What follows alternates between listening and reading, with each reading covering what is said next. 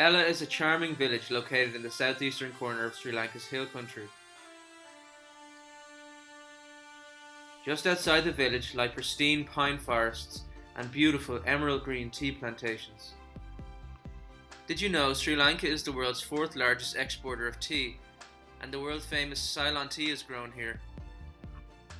You can visit many of the tea factories in the region for a tour of how the tea is processed. The tea plantations are worked by women who receive their wages on a commission basis.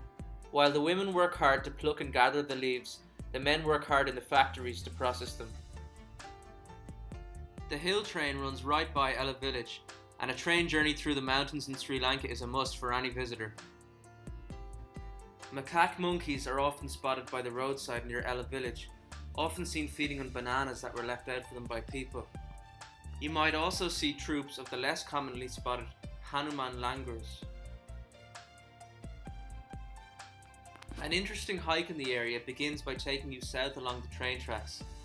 This is the hike to a local viewpoint known as Ella Rock. The hike is approximately a 10-kilometer round trip, and it takes you through some very interesting environments along the way. A local man we met offered to guide us part of the way, although he did ask us for some money on his departure. The final stretch of the hike first takes you down along a narrow ridge and then up a very steep and strenuous section through eucalyptus forests. The taxing climb is worth the extraordinary sweeping views across the Ella hinterlands. Supposedly on a clear day you can see all the way to the ocean from up here, although we weren't so lucky. An easier hike in the area is the one to Little Adams Peak, a vantage point on the opposite side of the valley to Ella Rock. Although much easier to access than Ella Rock, the views from up here are perhaps even more spectacular, and it can get a little chilly up here, so make sure you bring a sweater. We reached Little Adams Peak in the late afternoon, but the weather didn't allow for a beautiful sunset, unfortunately.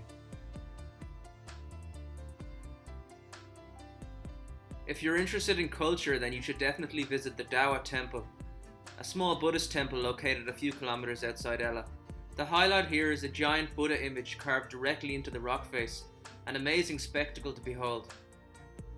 Waterfall lovers can take a cooling dip in the Rawana Ella Falls, located 6 kilometers outside of Ella and right by the roadside.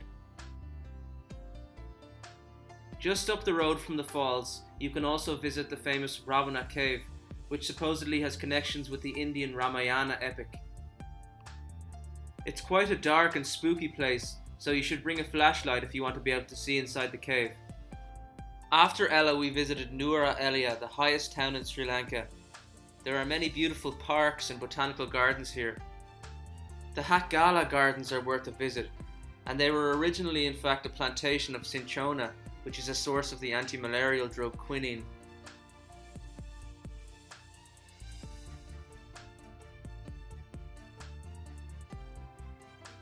The best waterfalls in the region are found west of Nuwara Eliya, near Talawakali. Most of the waterfalls are located near the roadside, so you don't have to hike out to them.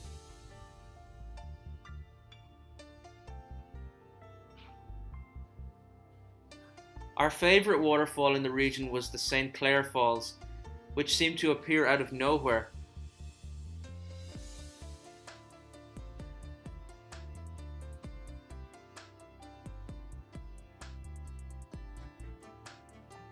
A little further afield on the road to Kandy, you encounter two more spectacular waterfalls, the Panoramas Ella Falls and the amazing Ramboda Falls, which are over 100 meters in height.